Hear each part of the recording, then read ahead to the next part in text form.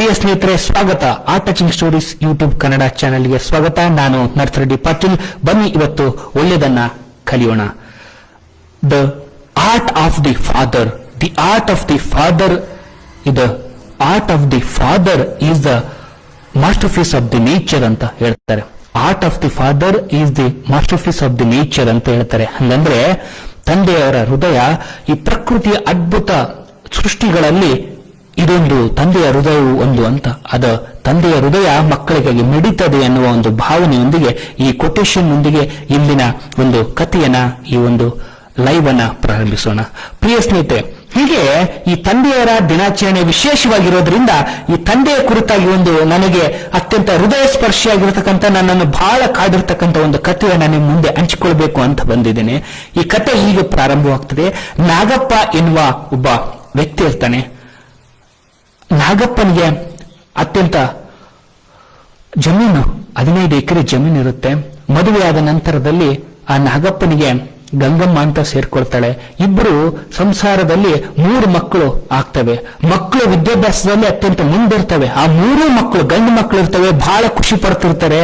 ಹಳ್ಳಿಯಲ್ಲಿ 3 ಮಕ್ಕಳಿದ್ದಾವೆ, ಅದರಲ್ಲಿ ಗಂಡು ಮಕ್ಕಳು, ಹಳ್ಳಿಯಲ್ಲಿ ಗಂಡು ಮಕ್ಕಳು ಆಗಿದ್ದಾರೆ ಅಂತಂದ್ರೆ ಅದೊಂದು ಆಗ ಸೆಲೆಬ್ರೇಟ್ ಮಾಡ್ತಾ ಇದ್ರು. ಆಗ ವಿಶೇಷ ಅನಿಸ್ತಿತ್ತು. ಆಗ ಮಕ್ಕಳು ವಿದ್ಯಾಭ್ಯಾಸ ಪ್ರಾರಂಭಿಸ್ತಾರೆ. ನೋಡುತ್ತಲೇ ಮಕ್ಕಳು ವಿದ್ಯಾಭ್ಯಾಸದಲ್ಲಿ ಅತ್ಯಂತ ಅದ್ಭುತ ಪ್ರತಿಭೆಯನ್ನ ತೋರಿಸ್ತಾರೆ. ಏನು ಓದಿದ್ದು. ಆಗ ಮಕ್ಕಳು ಕೆಲವೇ ವರ್ಷಗಳಲ್ಲಿ ಅವರವರ ವಿದ್ಯಾಭ್ಯಾಸದ ಮುಗಿಸ್ಕೊಂಡು ಒಳ್ಳೆ ಉದ್ಯೋಗಗಳಲ್ಲಿ ಒಬ್ಬರು ಸಾಫ್ಟ್ವೇರ್ ಇಂಜಿನಿಯರ್ಗಳಾಗಿ ಮತ್ಯಾವುದೋ ಹುದ್ದೆಗಳಲ್ಲಿ ಬೇರೆ ಬೇರೆ ದೇಶನೇ ಸೇರ್ಕೊಂಡ್ ಬಿಡ್ತಾರೆ. ವಿದ್ಯಾಭ್ಯಾಸ ಕಷ್ಟಪಟ್ಟು ವಿದ್ಯಾಭ್ಯಾಸ ಮಾಡಿದ್ರು, ಅವರ ನೌಕರಿಗಳಿಗಾಗಿ ವಿದೇಶಗಳಿಗೆ ಹೋಗಿ ಸೆಟ್ಲ್ ಆಗಿಬಿಟ್ರು. ಇಲ್ಲಿ ತಂದೆ ಮತ್ತು ತಾಯಿ ಹಳ್ಳಿಯಲ್ಲಿ ಅನಾಥರಾಗಿ ಉಳ್ಕೊಂಡಿದ್ದಾರೆ.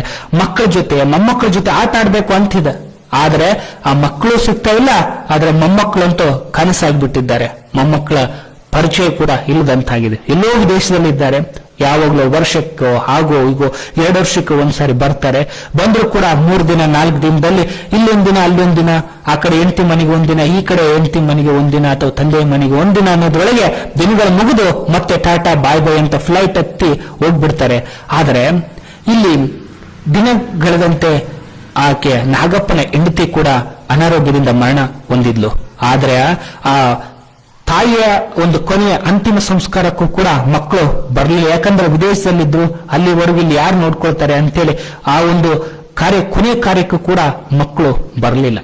ಆದ್ರ ಈಗಿರ್ಬೇಕಾದ್ರೆ ಈ ನಾಗಪ್ಪನಿಗೆ ಬಹಳ ದುಃಖ ಆಗ್ತಿತ್ತು. ಮನೆ ಪಕ್ಕದವರು ಇವ್ರಕಿನ್ನ ಆರ್ಥಿಕವಾಗಿ ಬಹಳ ಕಮ್ಮಿ ಸ್ಥಿತಿಯಲ್ಲಿದ್ದಾರೆ. ಆದ್ರೆ ಅವ್ರ ಮೊಮ್ಮಕ್ಕಳ ಜೊತೆ ಬಹಳ ಚಂದ ಆಟ ಆಡ್ತಿದ್ದಾರೆ. ಈ ಒಂದು ದೃಶ್ಯ ಅವರನ್ನ ಬಹಳ ಕಾಡ್ತಾ ಇತ್ತು. ನಾನು ಮಕ್ಕಳ ಜೊತೆ ಆಟ ಆಡ್ಬೇಕು, ಮೊಮ್ಮಕ್ಕಳ ಜೊತೆ ಇರಬೇಕು ಅಂತ ಆಸೆ ಇತ್ತು. ಆದ್ರೆ ಇದೆ ಅದು ಅವರಿಗೆ ಲಭಿಸ್ತಿರ್ಲಿಲ್ಲ. ಆದ್ರೆ ಒಂದಿನ ಹೀಗೆ ಅವರಿಗೆ ಶುಗರ್ ಇಂದ ಅವರು ಬಳಲ್ತಿದ್ರು. ಶುಗರ್ ಇತ್ತು ಅವರಿಗೆ. ಆಗಾಗ ಟ್ಯಾಬ್ಲೆಟ್ ಅನ್ನ ತಗೋತಿದ್ರು. ಪಕ್ಕದ ಊರಿನ ಒಂದು ಮೆಡಿಕಲ್ಗೆ ಹೋಗಿ ಟ್ಯಾಬ್ಲೆಟ್ ಅನ್ನ ತರ್ತಾ ಇದ್ರು. ಆ ಟ್ಯಾಬ್ಲೆಟ್ ಅನ್ನ ತರ್ತಿರ್ಬೇಕಾದ್ರೆ ಒಂದು ದಿನ ಸಾಯಂಕಾಲದ ಹೊತ್ತು ಆ ಟ್ಯಾಬ್ಲೆಟ್ ತರ್ಲಿಕ್ಕೆ ಅಂತ ಹೋಗಿದ್ದಾರ. ಆ ಟ್ಯಾಬ್ಲೆಟ್ ತರಬೇಕಂತ ಹೋದ್ರು. ಆದ್ರೆ ಅಲ್ಲಿ ಮಂದಿ ಬಹಳ ಇದ್ರು. ಟ್ಯಾಬ್ಲೆಟ್ ತಗೊಳಕ್ ಆಗ್ಲಿಲ್ಲ, ಅದನ್ನ ಕೇಳಕ್ ಆಗ್ಲಿಲ್ಲ. ಪಕ್ಕದಲ್ಲಿರ್ತಕ್ಕಂಥ ಒಂದು ಮರದ ಕೆಳಗಡೆ ನಿಂತ್ಕೊಂಡಿದ್ರು. ಬಹಳ ಹೊತ್ತಾಯ್ತು. ಆದ್ರ ಒಳಗಡೆಯಿಂದ ಈ ಮೆಡಿಕಲ್ನ ಓನರ್ ಏನಿದ್ರು ದೂರದಿಂದ ಇವರನ್ನ ನೋಡಿದ್ರು. ಪ್ರತಿದಿನ ಬಂದು ಇಲ್ಲಿ ಆಗಾಗ ಬಂದು ಔಷಧನ ಒಯ್ತಾರಲ್ಲ, ಹಾಗಾಗಿ ಪರಿಚಯ ಇತ್ತು. ಅಲ್ಲಿ ಯಾಕೋ ದೂರ ನಿಂತಿದ್ದಾರೆ, ಬಹಳ ಹೊತ್ತಾಯ್ತು, ಏನೋ ಸಮಸ್ಯೆ ಇರ್ಬೋದು ಅನ್ಕೊಂಡ್ರು. ಆಗ ಆ ಸೇಲ್ಸ್ ಮ್ಯಾನ್ ಒಬ್ಬನಿದ್ದ ಆ ಒಂದು ಮೆಡಿಕಲ್ ಅಲ್ಲಿ, ಅವನನ್ನ ಕಳಿಸಿದ. ಅಲ್ಲಿ ಏನಿದೆ ಅವರನ್ನ ಹೋಗಿ ಕೇಳ್ಬಾ, ಏನಾದ್ರೂ ಬೇಕೇನೋ ಕೇಳ್ಕೊಂಡ್ ಬಾ ಅಂತ. ಆ ಹುಡುಗ ಹೊರಗಡೆ ಬಂದವನೇ, ಸರ್ ನಮ್ ಸಾರ್ ಏನೋ ನಿಮ್ನ ಕೇಳಿದ್ರು, ಏನಾದ್ರೂ ಬೇಕಾ ನಿಮ್ಗೆ ಅಂತ. ಆತ ಹೇಳ್ತಾನೆ ಇಲ್ಲ ಅಂತ. ಆದ್ರೆ ಬಹಳ ಹೊತ್ತು ಅಲ್ಲೇ ನಿಲ್ತಾನೆ. ಅವನು ಜನರನ್ನ ನೋಡ್ತಾ ಇರ್ತಾನೆ ಆ ನಾಗಪ್ಪ. ಯಾಕೆ ಈ ಜನರು ಯಾರು ಇಲ್ಲಾರ್ದಲ್ಲಿ ಹೋಗಿ ಏನಾದ್ರೂ ಒಂದು ಔಷಧ ತರಬೇಕು ಅಂತಿದ್ದ. ಆದ್ರೆ ಜನ ಖಾಲಿ ಆಗ್ತಿರ್ಲಿಲ್ಲ. ಅದು ಸಾಯಂಕಾಲದ ಹೊತ್ತಾಗಿತ್ತು. ಜನ ಬರ್ತಾನೆ ಇದ್ರು. ಆಗಾಗ ಒಬ್ರು ಆದ ನಂತರ ಒಬ್ರು.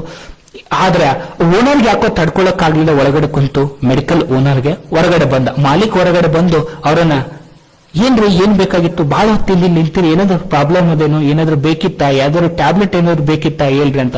ಅದಕ್ಕ ಆದ್ರ ಆ ನಾಗಪ್ಪ ಒಂದು ಉತ್ತರ ಕೊಡ್ತಾರೆ, ನನ್ಗೊಂದು ಟ್ಯಾಬ್ಲೆಟ್ ಬೇಕಾಗ್ಯದ, ಆದ್ರೆ ನೀವೇನ್ ಅನ್ಕೊಳ್ಳಲ್ಲ ಅಂತಂದ್ರೆ ನಾ ಒಂದು ಟ್ಯಾಬ್ಲೆಟ್ ಕೇಳ್ತೀನಿ. ಆದ್ರೆ ಕೇಳ್ರಿ, ಏನ್ ಬೇಕು ಕೇಳ್ರಿ, ಎಲ್ಲ ನಮ್ ಮೆಡಿಕಲ್ ಒಳಗೆ ಎಲ್ಲ ಸಿಗ್ತಾವ, ಏನ್ ಬೇಕು ಕೇಳ್ರಿ ಅಂತ.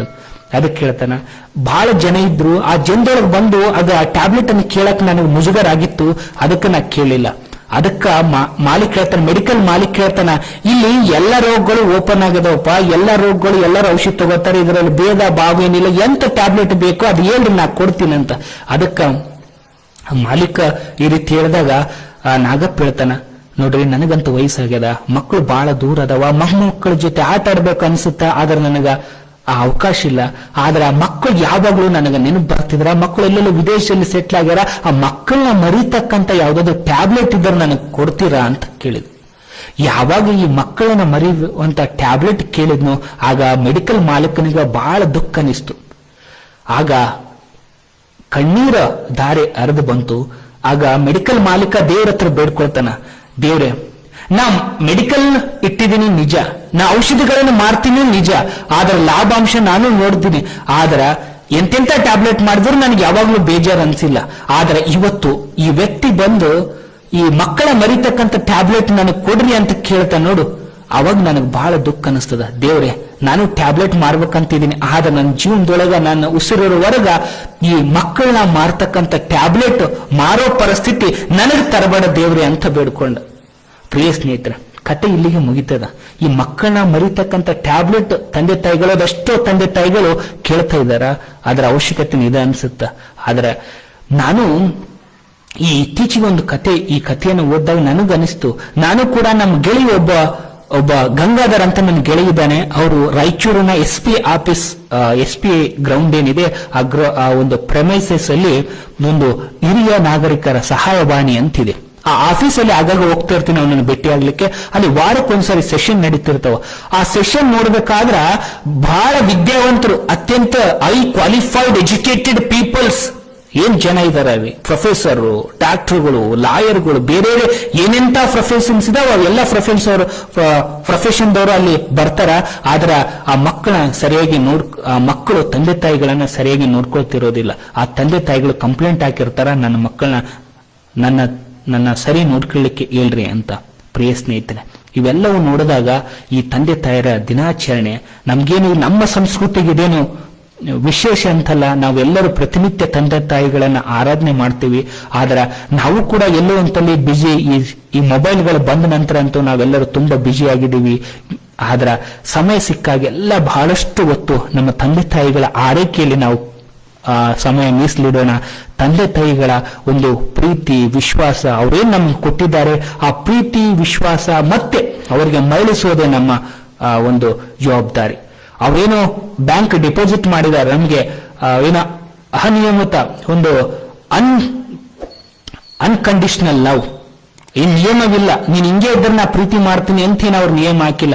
ಆದ್ರೆ ಹೇಳ್ತಿದ್ರು, ಆದ್ರೆ ಮತ್ತೆ ಪ್ರೀತಿ ಮಾಡ್ತಿದ್ರು. ಅಂತ ಪ್ರೀತಿ ನಾವು ಮತ್ತೆ ನಮ್ಮ ತಂದೆ ತಾಯಿಗಳಿಗೆ ಕೊಡೋಣ. ನಮ್ಮ ದೇಶದಲ್ಲಿ ಹಿರಿಯ ನಾಗರಿಕರಿಗೆ ಎಲ್ಲರಿಗೂ ಸಂತೋಷದ ದಿನಗಳನ್ನು ಹಂಚುವ ಜವಾಬ್ದಾರಿ ನಮ್ಮೆಲ್ಲರ ಮೇಲಿದೆ.